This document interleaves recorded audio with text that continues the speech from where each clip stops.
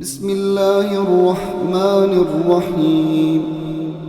شعبان کے مہینے کی فضیلت۔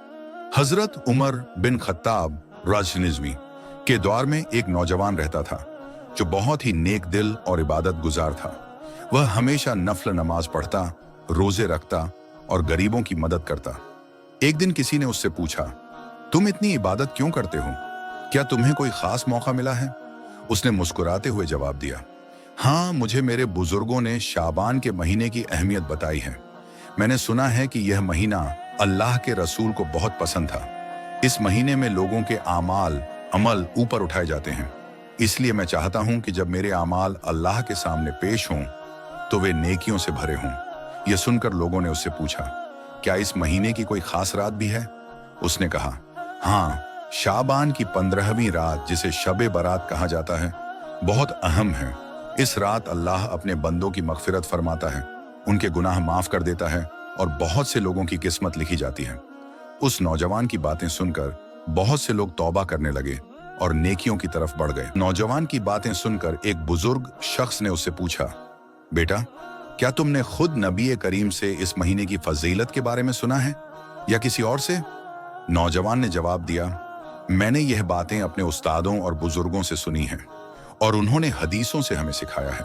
پھر اس نے نبی کریم کی حدیث سنائی، جب شعبان کی 15ویں رات آتی ہے تو اللہ تعالیٰ آسمان دنیا پر نزول ہوتے ہیں اور فرماتے ہیں، کیا کوئی مغفرت چاہنے والا ہے کہ میں اسے معاف کر دوں؟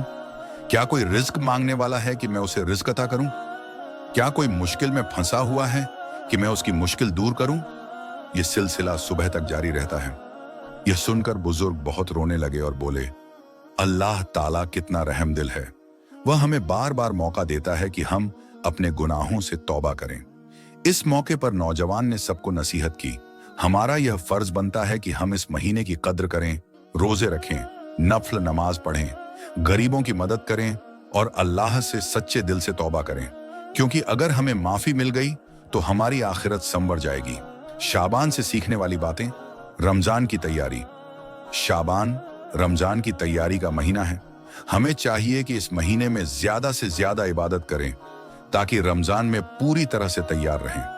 شعبان کی 15ویں رات توبہ کا بہترین موقع ہے۔ ہمیں اللہ سے اپنے گناہوں کی معافی مانگنی چاہیے۔ رسول اللہ شعبان میں سب سے زیادہ نفل روزے رکھتے تھے۔ ہمیں بھی روزے رکھنے کی عادت ڈالنی چاہیے۔ اس مہینے میں زیادہ سے زیادہ صدقہ اور خیرات کرنی چاہیے تاکہ اللہ ہم پر رحمت فرمائے۔ اختامی دعا۔ اے اللہ، ہمیں شعبان کے مہینے کی برکتیں نصیب کر اور ہمیں رمضان تک پہنچا دے۔ ہمارے گناہوں کو معاف کر اور ہمیں نیک اعمال کرنے کی توفیق عطا فرما۔ آمین۔